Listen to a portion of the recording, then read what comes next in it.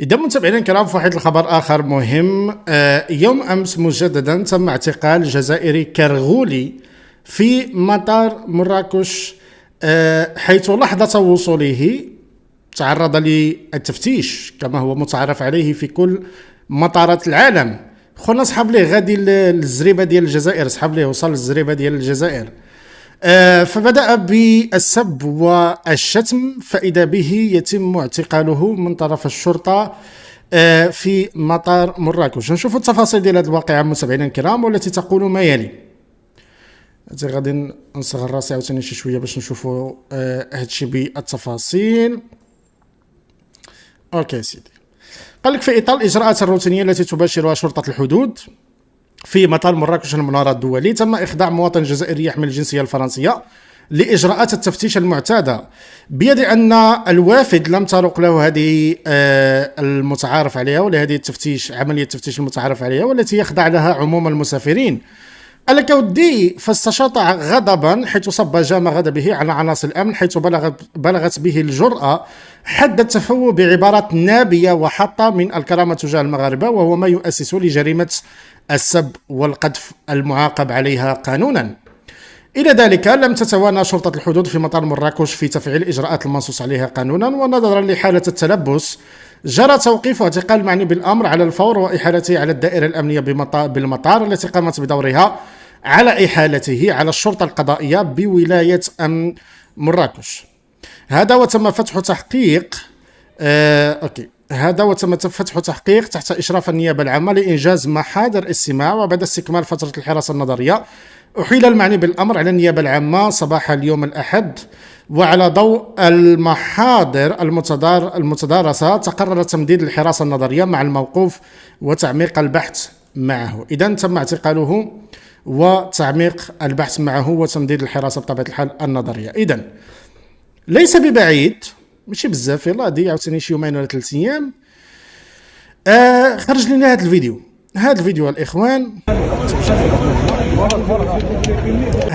الإخوان، قال لك ودي ديال واحد جزائري في المدينة ديال مراكش، كان كيصور عنصر ديال الشرطة هو والدراجة ديالو، فتم ضبطه وتمت مصادرة هاتفه، وتم كذلك إحالته للشرطة القضائية حيث يتم البحث معه، في حين أن وجد بعد البحث معه على أنه كان كيدير فيديو في سناب شات وكان يسخر من الشرطي موظف الشرطة في مراكش. شفتوا السلوكيات ديال الزريبة كيفاش دايره؟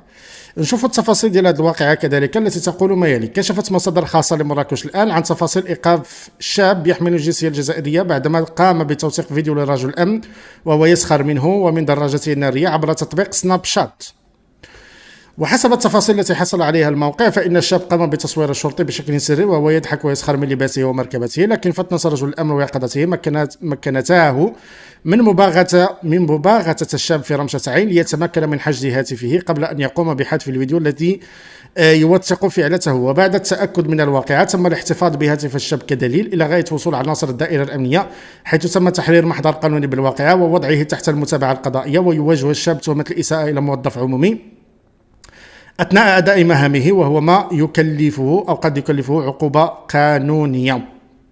هذا واحد آخر يلا هذه يومين تعتقل، تشد في مراكش كذلك، وهو يصور موظف أمن. إذن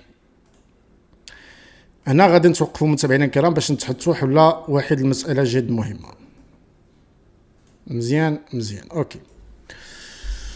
دائما نقول ودائما نعيد ونؤكد ودائما نطلب وسنواصل الطلب وسنواصل الإلحاح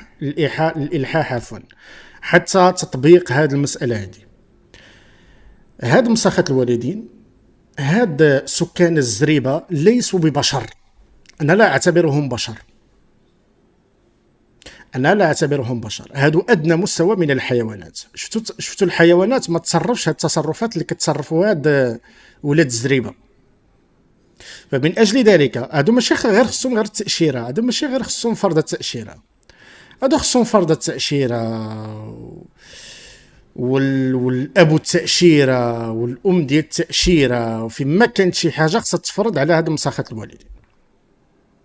المعاملة الإنسانية والمعاملة القانونية تصح مع الناس اللي هما عقلاء، مع الناس اللي بعقلهم، مع الناس اللي كيفكروا، مع الناس اللي كيخدموا هذا، مع الناس اللي كيحترموا القانون، ماشي مع شي وحدين مربيين في الزريبة. وأتحدث هنا على عموم الجزائريين. نعم أنا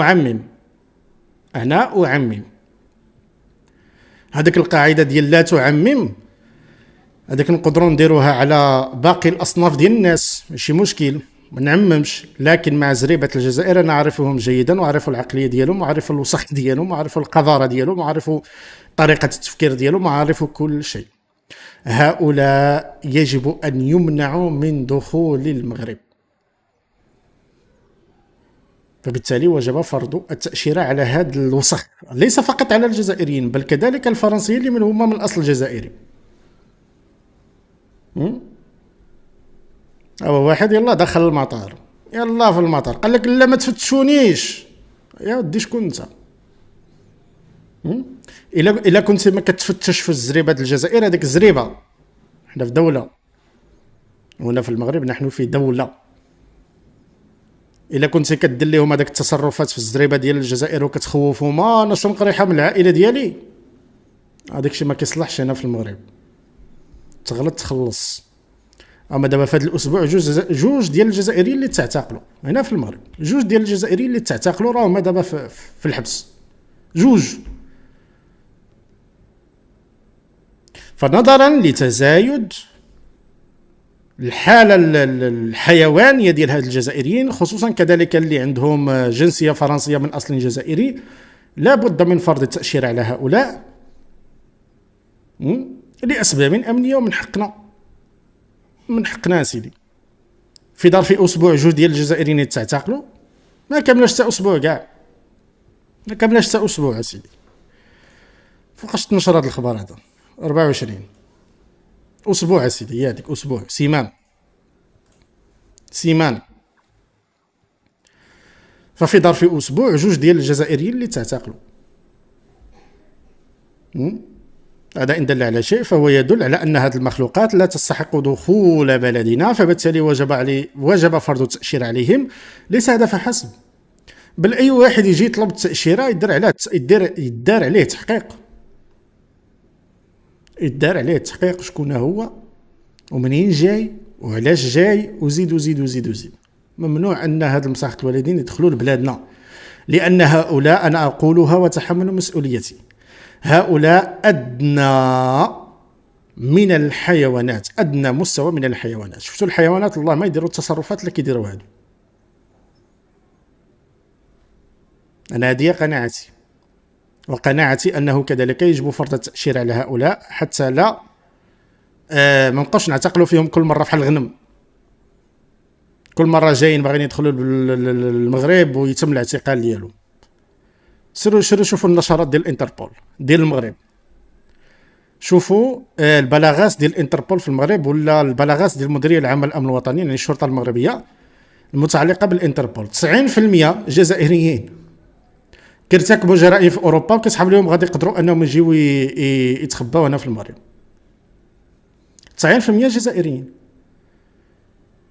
ندخلوا غير الصفحه ديال المديريه العامه للامن الوطني، كل النشرات، كل الاعلانات، كل البيانات ديال الانتربول، الشرطه المغربيه تعتقل فرنسي من اصل جزائري ارتكب جريمه في فرنسا وجاي باغي انه يتخبى في المغرب.